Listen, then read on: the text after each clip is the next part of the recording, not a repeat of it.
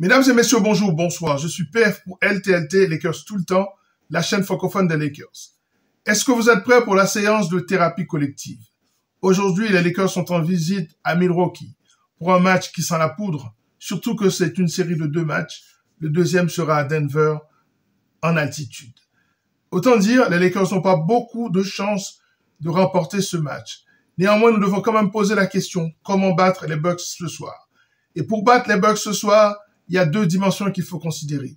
Certes, la stratégie de jeu, mais aussi la disponibilité des joueurs. Nous allons analyser tout ça. Lakers tout le temps, c'est tout de suite. Step 1, wake up early, gonna rise with the sun. Step 2, get some good, some food in you. Step 3, think real hard about what you wanna be. Step 4, fuck everybody, just do your thing. Wake up, today's gonna be a good day. Wake up, today's gonna be a good day.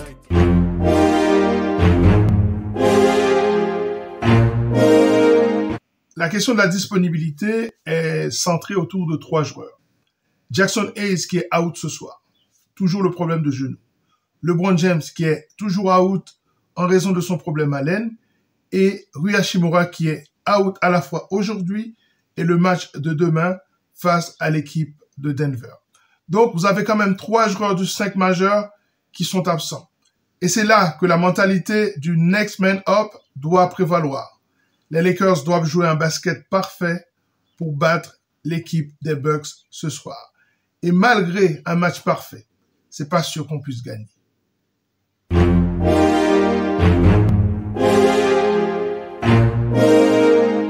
L'élément qui me vient tout de suite à l'idée, c'est comment défendre le pick and roll de l'équipe des Bucks de Milwaukee. Ce jeu à 2 entre Damian Lillard et Giannis Antetokounmpo. Nous sommes dans un cas de figure, dans une configuration 1-4, où le poseur d'écran est l'un des meilleurs power forward de l'histoire, à savoir Giannis Antetokounmpo. Mais aussi, le 1, c'est-à-dire celui qui est le ball handler sur le pick and roll, est l'un des meilleurs shooters de l'histoire. Comment régler ce problème-là? Et surtout, il ne faut pas oublier que Giannis est un meilleur passeur que les gens puissent penser. D'ailleurs, je pense même que c'est l'un des meilleurs passeurs sous ce poste 4, surtout dans le shot roll.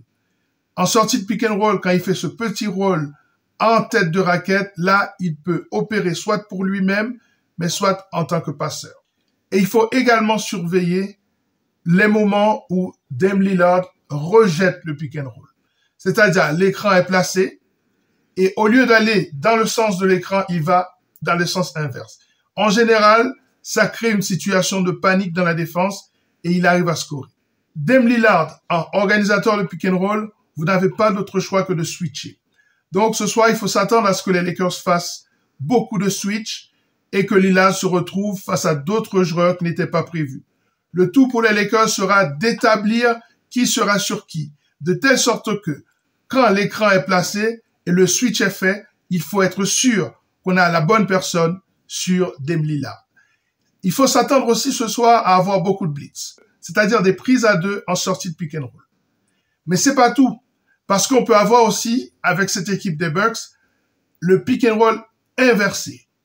Parce que je vous ai expliqué que Giannis Antetokounmpo est assez passeur pour être celui qui initie le pick and roll. Et à ce moment-là, vous avez un shooter qui peut aller en pop, qui peut aller au-delà de la ligne à 3 points, qui est l'un des meilleurs de l'histoire, c'est Dame. Ou alors, tu peux avoir des gens dans la raquette pour des lobes. Je pense à des Lopez, par exemple. Bref, il est très difficile de concevoir une stratégie défensive contre ce pick and roll. Ça va être pour moi l'élément le plus important, même si il faut quand même penser à défendre Giannis en isolation et au drive. Ça, on en parle tout de suite.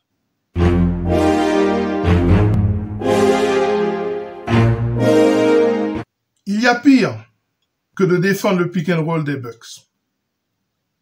Et le pire qui puisse arriver, c'est que vous soyez face à une situation où vous devez défendre face à un Giannis Antetokounmpo qui est driver. Et c'est pour ça que les Bucks n'hésitent pas à faire du pick and roll inversé, où Giannis est celui qui a la balle en main. À ce moment-là, vous ne pouvez pas switcher, parce qu'en général, il fait un pick and roll 4-1. Ça veut dire que c'est celui qui défend sur Dame Lillard qui se retrouve face à Giannis. Et c'est un mismatch. Donc, vous n'avez pas intérêt à switcher dans ce cas-là. Alors, ce qu'il faut faire, parce que, en général, Giannis a tendance à plonger, parfois même tête baissée, vers la raquette. Il faut dresser un mur.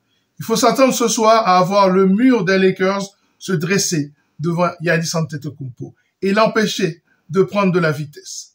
J'avais fait une émission sur Zion Williamson et je vous avais dit que le joueur qui pour moi avait le physique et les qualités techniques pour être un Zion Williamson bis, c'est Giannis Antetokounmpo. Eh bien ce soir, il faut s'attendre à ce que le match face à la Nouvelle-Orléans serve de leçon pour le match de ce soir.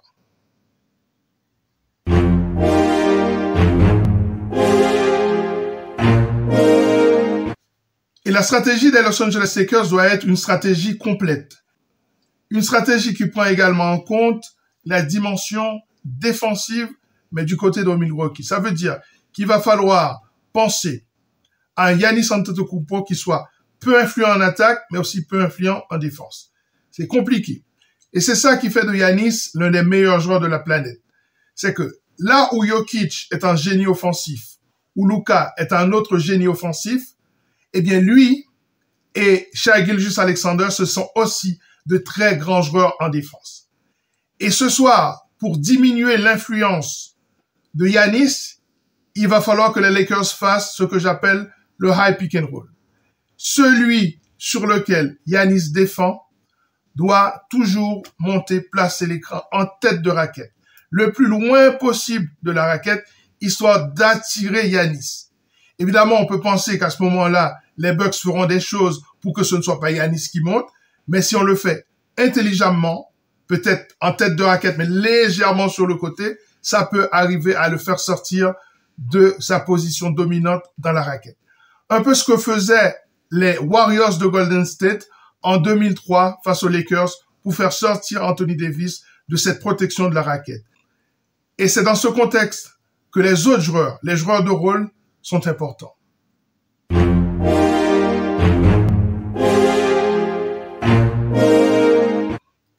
La force de Golden State, pendant toutes ces années où ils ont dominé la NBA, c'est que les autres joueurs étaient très actifs. Soit c'était des shooters, soit c'était des cutters. Il faut absolument les deux. Quand on fait sortir l'élément principal de la défense, il faut qu'il y ait de la coupure dans la raquette pour recevoir la balle dans le dunker spot pour des lay-ups faciles. Il faut un mouvement systématique des autres joueurs des Lakers. Ce soir, on ne peut pas rester statique, sinon on est mort. Pourquoi? Parce que Giannis, il attend de partir et de revenir. Et si on fait les choses dans la lenteur, eh bien à ce moment-là, c'est comme si la stratégie n'avait aucun effet.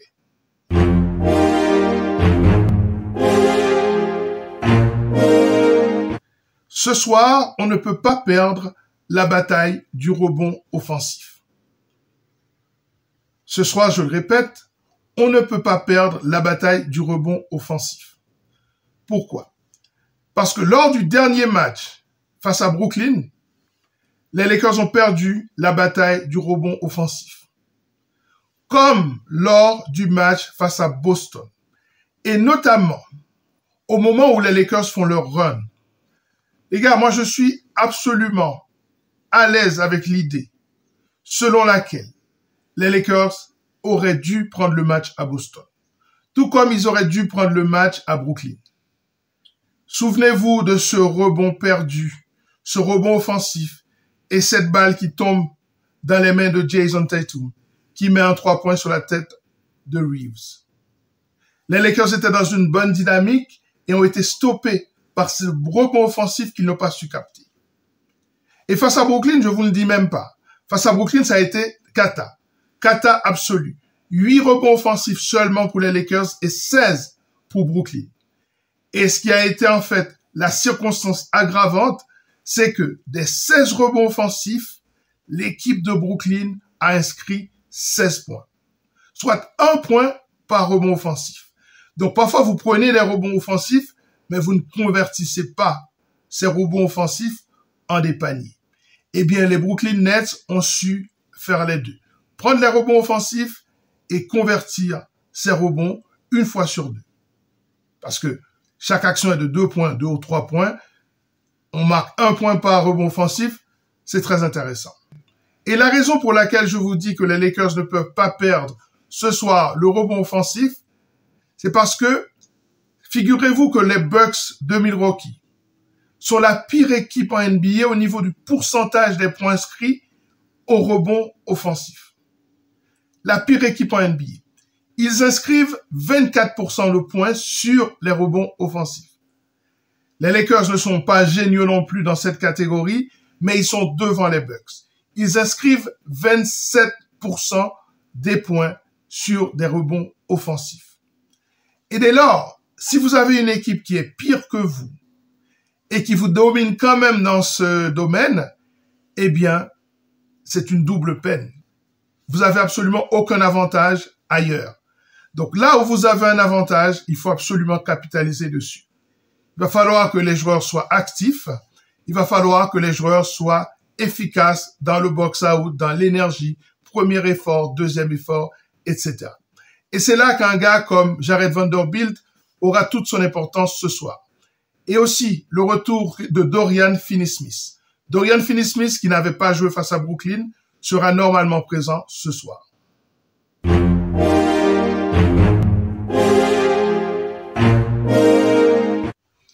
Et enfin, le dernier élément, c'est cette combinaison, ce double match-up. D'un côté, vous avez Luka et Austin Reeves. De l'autre côté, vous avez Giannis et Damian Lillard. Il ne faudrait pas que la somme des compétences soit beaucoup trop favorable aux Milwaukee Bucks. Autrement dit, il faut qu'Austin Reeves élève son niveau de jeu pour qu'il n'y ait pas trop de différence de niveau entre Damian Lillard et Austin Reeves. Et en même temps, entre Luka et Giannis. Il faut que les deux stars, entre guillemets, des Lakers soient au niveau des deux stars des Bucks. Auquel cas, ce sont les joueurs de rôle qui feront la différence. Et même si on considère cet aspect-là, c'est quand même les Bucks qui ont un avantage. Pourquoi?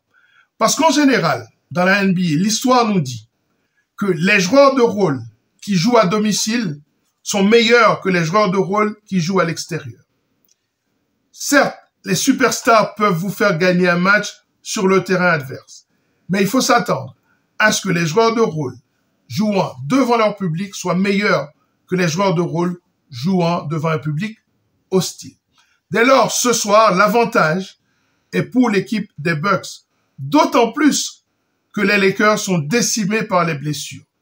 Donc, il faut, comme j'avais dit hier soir dans une émission sur Gabe Vincent, il faut un Gabe Vincent de très haut niveau. Il faut un Jared Vanderbilt au rebond en défense. Il nous faut un Jordan Goodwin qui continue à fleurir, qui continue à montrer des choses. Il nous faut la présence d'un Jamison dans la raquette pour poser problème à Lopez. Il nous faut un Dorian Finney-Smith important. Il nous faut la contribution d'un Dalton Keunig. Bref, ce soir, tout le monde doit mettre la main à la pâte.